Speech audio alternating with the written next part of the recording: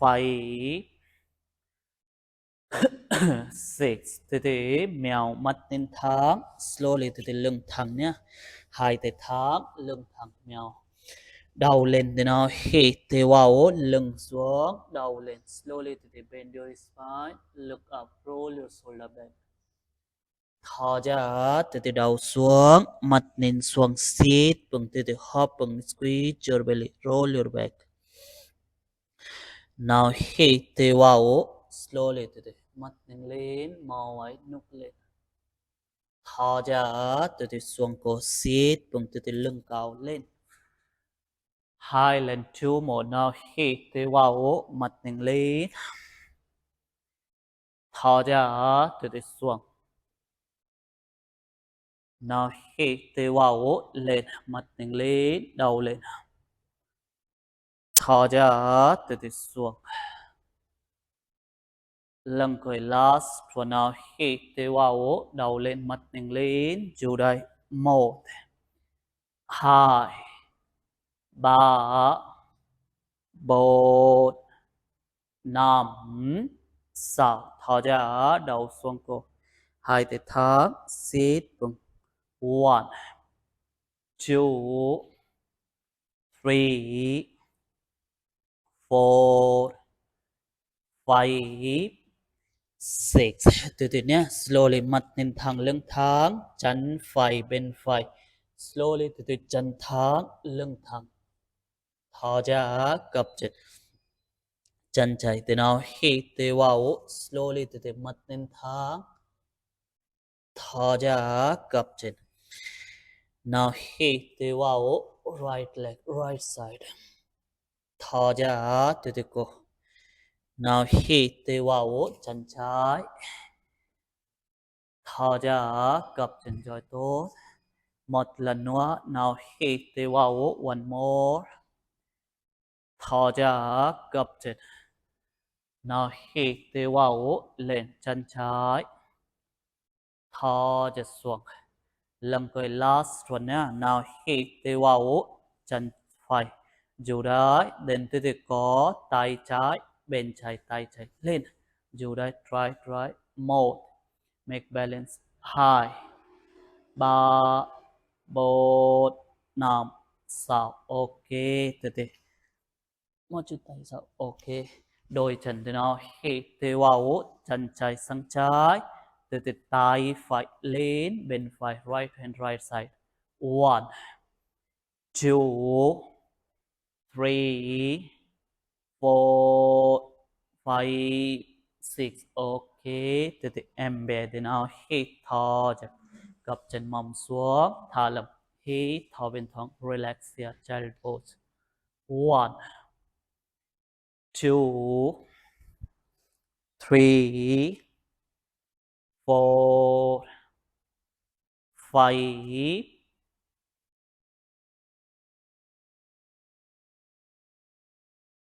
6 từ từ đầu lên hai tay lên quỳ lên nhá từ nào hít từ vào thò ra hai tay xuống then slowly từ từ lên tới chân phải bên phải gập chân từ từ xa slowly từ từ nào hít từ vào lưng thẳng slowly từ từ hai tay đăng tay thò ra mông xuống lưng bên trái slowly từ từ bend your body left side push your hip down now hít từ vào hai tay sang ngang lưng thẳng thò ra mông xuống slowly từ từ bên trái hai tay thẳng mông xuống push your hip down as much you can now hít từ vào hai tay sang ngang thò ra từ từ xuống slowly từ từ now hít từ vào lần cuối last one chân xa cô thò ra từ từ xuống cô lên cặp chân cho tốt 1 2 push your hip forward 3 4 5 6 từ từ mông lên hai tay sang ngang để nào hít từ vào lưng thẳng thò ra tay phải xuống tay trái lên 1 2 3 4 5 6 đầu lên hai tay lên Để nào hít thở ra, tay chạy xuống, chân phải gối lên. Slowly từ từ, mắt nhìn lên. Từ từ chân xuống, chân gấp. Để nào hít từ vào, thở ra, tay xoay tay, hai tay đăng tay, mắt nhìn lên, đầu lên. Slowly từ từ đầu lên cổ, mắt nhìn lên, try look up. Nào hít từ vào, lên hai tay lên. Thở ra, tay chạy xuống, chân phải gối lên. Mom lên chuột, push it forward, open your hip. Từ từ xuống, để nào hít từ vào, thở ra, tay xoay tay, hai tay đăng tay nhá, mắt nhìn lên, xoay tay cổ. Nào hít từ vào, lưng quay last one, thở ra, tay xuống, có từ từ chân lên cao cổ, cầm làm đuốc, gập chân ok. If you can straight your leg, cannot bend your knee here. 1, 2, 3, 4, 5, 6. Từ từ chân xuống chân cấp, hai tay lên. Từ nào hít thở ra, bắt đầu có tay xuống chân lên, cầm làm đuốc, hai tay đăng tay, mắt nhìn lên, cố lên. 1, cầm đuốc, hai tay đăng tay. 2, 3, 4, 5, 6. Ok, chân xuống chân cấp, hai tay lên. Từ nào hít thở ra, tay phải sau, chân trái nằm gọt chân. 1, cố lên, cầm làm đuốc, tay phải ôm lưng. If you cannot, just support your back. 1, 2, 3, 4, 5, 6. Từ từ hai tay lên, mắt nhìn thẳng. Từ nào hít thở ra, hai tay xuống, em bé chân cấp, mầm xuống, hít thở bên thong. 1, cố lên. 2, 3, 4, 5, 6. Từ từ đầu lên, hai tay lên. Từ nào hít từ vào, thở ra, hai tay xuống, đôi chân slowly. Từ từ chân trái bên trái, chân gập từ từ xa nhé. Outside. Từ nào hít từ vào, slowly. Từ từ hai tay đăng tay, thở ra, mầm xuống, then slowly bend phải. Nào hít từ vào, đầu lên cổ, hai tay sang ngang, thở ra, slowly. Từ từ mầm xuống, then từ từ bend phải, lưng xuống. Nào hít từ vào, mầm lên, hai tay sang ngang, thở ra, hai tay đăng tay, slowly. Từ từ mầm xuống, cố lên. Một lần nào hít từ vào, lưng thẳng, thở ra, hai tay gập chân cổ, gập chân, gập chân. Nào hít từ vào, lên, thở ra. 1, mầm xuống, dù đây. 2, 3, 4, 5, 6. Now hít từ vào, thở ra, tay chạy xuống, tay phải chấp đầu, mắt nhìn lên. 1, 2, 3, 4, 5, 6. Từ từ đầu lên, hai tay lên, tay phải bên phải, tay phải xuống, then slowly chân chạy, nằm gối, cố lên. Nào hít từ vào, chân xuống, hai tay lên, thở ra, tay chạy, xoay tay, hai tay đăng tay, đầu lên, mắt nhìn lên. Từ từ nào hít từ vào, thở ra, tay phải xuống, gập chân, nằm gối, slowly. Từ từ nào hít từ vào, thở ra, từ từ xoay tay đăng tay, cố lên, mắt nhìn lên, đầu lên cổ. Từ từ một lần nữa, nào hít từ vào, thở ra, tay phải xuống, chân trái gối lên, gập chân. Nào hít từ vào, thở ra, từ từ xoay tay đăng tay, hai tay đăng tay. Lần cuối nhé, last one. Nào hít từ vào, thò ra tay phải xuống, chân trái có, chân cao lên, cầm làm đuốc, gập chân ok. 1, 2, 3, 4, 5, 6, chân xuống gập chế.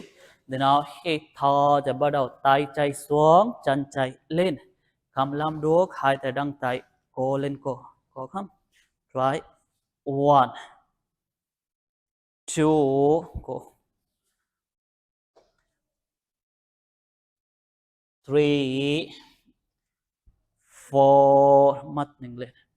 5, 6, từ chân xuống chân gấp, hai tay lên gào lưng thẳng. Để nó hít thở cho tay chạy 6, chân phải nằm gọt chân. Take your left hand back. 1, 2, cố lên, cố lên.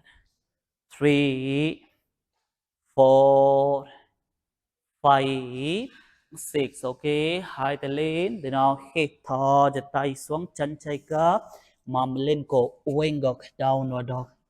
Hít thở bình thường chú đây, cố lên try.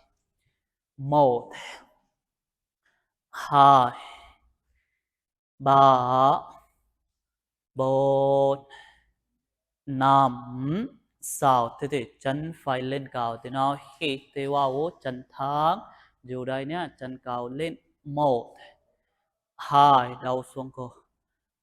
3, 4, 5, 6, thế thì chân phải bên trái slowly, thế thì hai chân thẳng, tay chạy lên, mắt nhìn lên.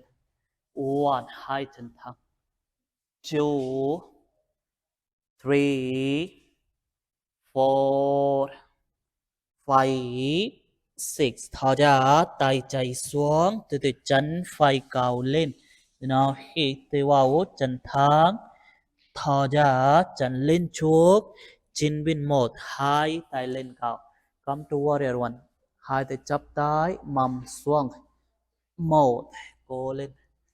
2, 3, 4, 5, 6, thở ra, hai tay sau lưng, hai tay đăng tay chân thẳng, từ từ quỳ xuống, đầu chắp chân tay lên cao.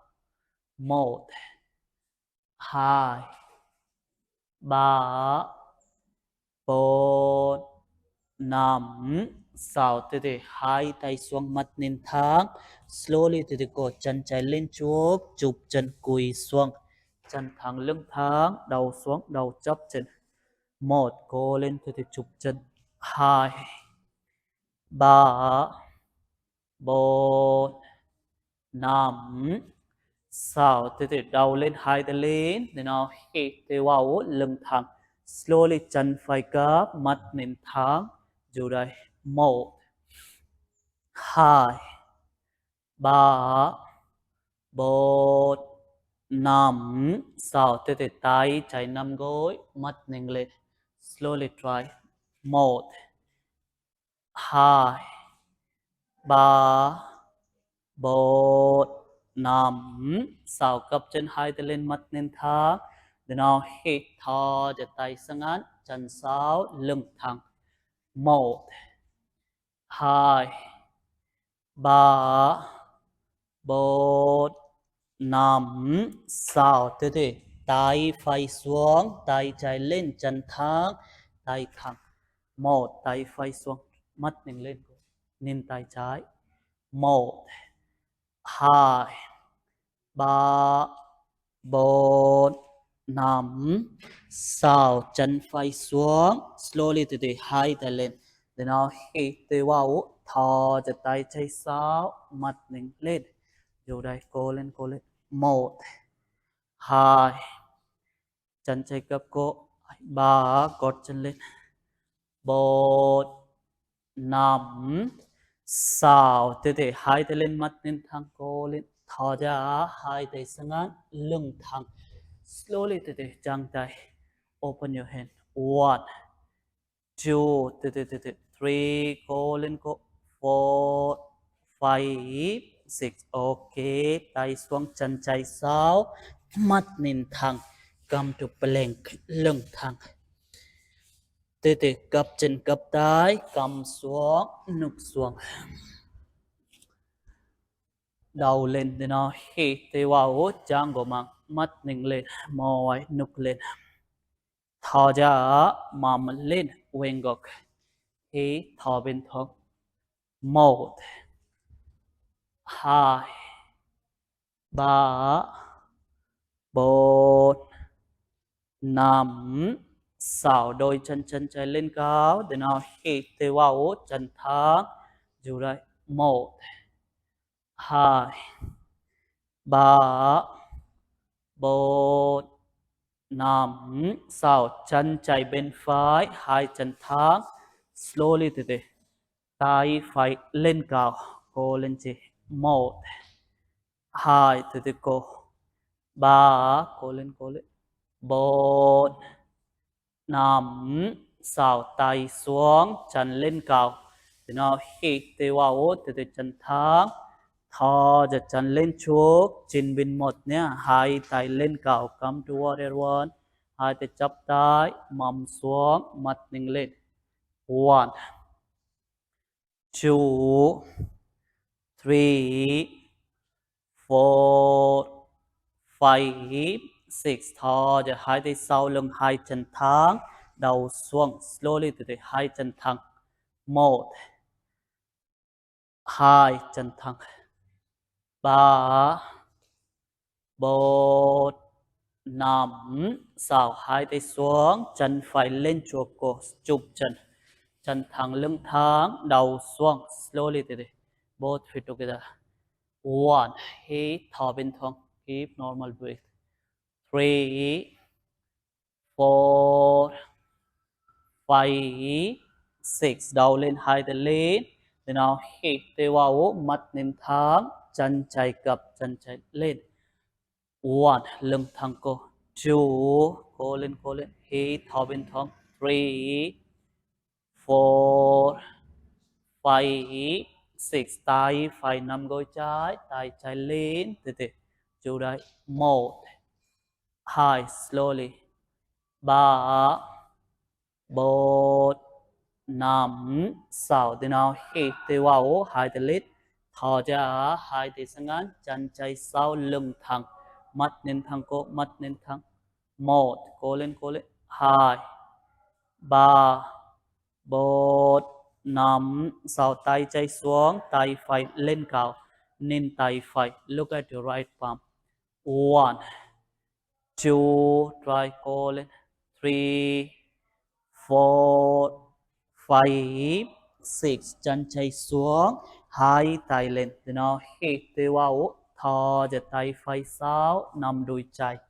mắt nhìn lên one two three four five six hai tay lên lưng quay thì nó hít thò giật hai tay sang ngang mắt nhìn thẳng mông xuống đầu lên một push your hip down lift your head up three cô lên four five six hai tay xuống chân sáu plank lưng thẳng mắt nhìn thẳng mông xuống lưng thẳng từ từ chợt thoáng ở cấp chân cấp tay cầm xuống nực xuống drop your knee chest chin look forward then now hít tay vào jango mang cobra lift your chest up roll your shoulder back thò ra mầm lên downward dog hít thò bên thong mầm lên cổ wing gok tay thẳng chân thẳng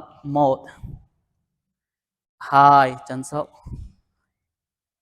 ba bốn năm sáu em bé thì nào hít thở cho thở lắm relax hít thở bên thong thở lắm one